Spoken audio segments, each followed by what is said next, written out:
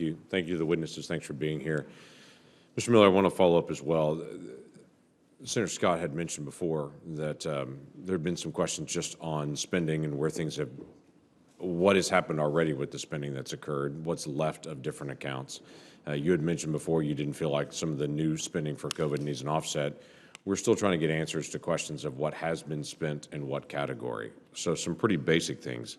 Obviously, COVID vaccine acquisition, the distribution of the COVID vaccine, research and development for COVID vaccine, test production, test acquisition, therapeutics production, acquisition, PPE purchased. I mean, those are pretty standard questions to be able to go through on it, to be able to get total dollars, be able to see what's been spent from each account, and then what is unspent on it. How could we best get those totals? Sure. So first, overall, over 90% of funds have been obligated across pandemic relief efforts.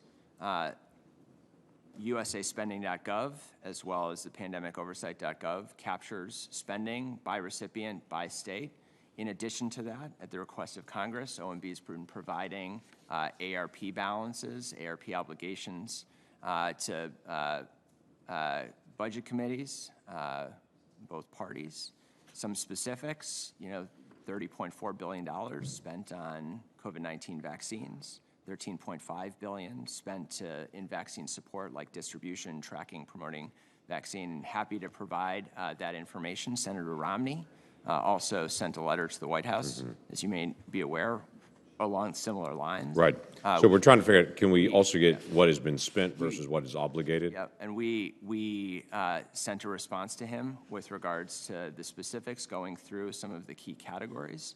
Those online, our USAspending.gov has obligations as well as outlays in terms of what's been spent. I would note one of the things that is an important distinction in some of the funds that have been unobligated, they may have been allocated.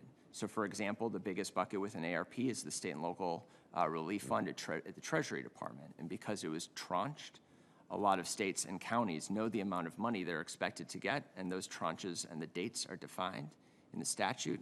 That means in most cases, they have actually budgeted for those resources, even though they have not yet been obligated. Do we have a listing of what has been reprogrammed?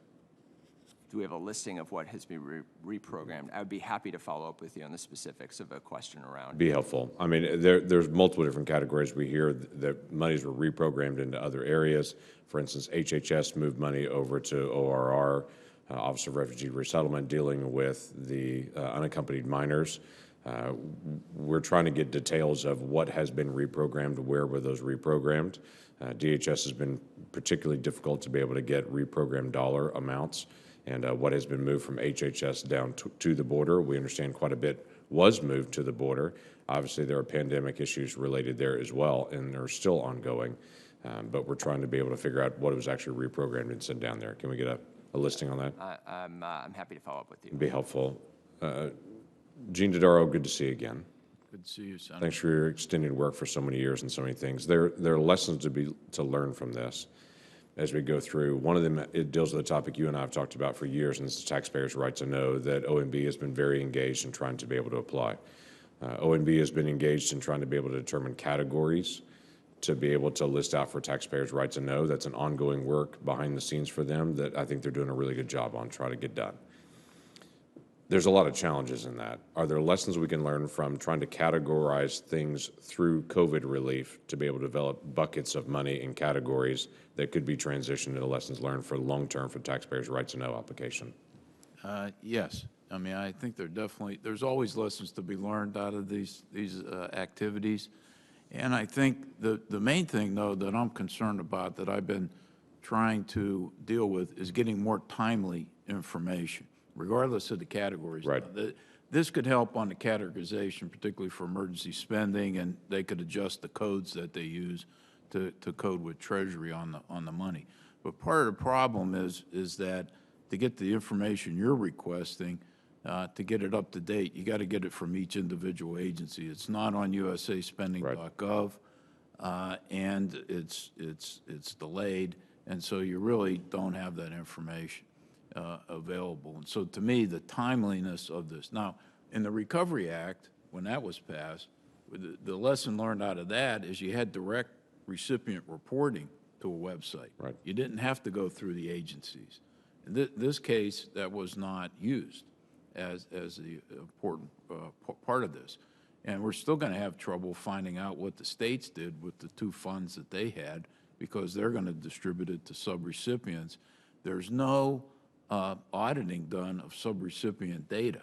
And one of the recommendations I make in today's testimony is to have the IGs, their requirement for auditing the data on usaspending.gov has expired. And unless Congress reinstates that requirement, very few IGs will audit the data. So the quality and completeness of the data is still at risk. Of 57 or 56 entities that the IGs looked at, 44 IGs found problems with completeness, accuracy of that information. And so that needs to be a requirement, and nobody's auditing the subrecipient data. So I'm going to take a look at what we can do at GAO, working with the IG community or whatever. So the basic lesson learned out of all this is better categorizations, as you suggest, and I think we learned some things on that, particularly not only coding the spending data, but the procurement data and the systems. We've had some recommendations on that. But the main thing is the quality, the completeness, and timeliness are still major issues for all federal spending. Because we can get a big category and say X amount of dollars have been allocated, but trying to be able to get what it was spent for, where it went, how it went, was it actually used for that purpose at the end of it, we're not able to see at this point. No. And you need better systems. I mean, one of the other recommendations that I recommended today statutorily is that Congress reaffirm the requirement for OMB and the agencies to have 5-year system modernization plans. A lot of the systems, financial management systems, aren't able to produce that type of timely information. They can do it once a year to get an audited financial statements, but to get the type of data, real-time data that you have, we need better systems. There needs to be better plans to get there. Right. Yeah, we can't do oversight of what we can't see. And to go back to Mr. Turner's comment earlier, billions of dollars were allocated to states years ago to be able to improve their unemployment systems, and those dollars weren't actually allocated to actually improving systems. Right. Then every state was hammered in 2020 and trying to be able to figure out how to be able to deal with this. Secret Service and everyone else is engaged in trying to be able to chase down fraud by the billions of dollars in unemployment systems, because the states didn't actually allocate the dollars towards actually modernizing their system. Additional dollars were allocated to the states to be able to improve their system, but we don't know if that's really being done at this point, other than states putting pressure on individuals to say that can't happen again. Mr. Turner, is that correct? That's correct, Senator. Yeah, that's an area that we're going to have to be able to work on long-term, and how we handle the oversight on it. Thank you, all of you. Sure, what you got off clean with me, so I apologize for that. We'll visit another day. Although I would like make one clarification. Earlier, we talked about improper payments, and as far as being 160 billion, and I think it was confusion as whether that was improper payment or fraud. That is, 160 was improper payment, and there was a smaller subset that they haven't figured out yet what the fraud rate is. Yeah, it's still undetermined on how high the fraud rate. We know it's in the billions, but it's still undetermined what that number is.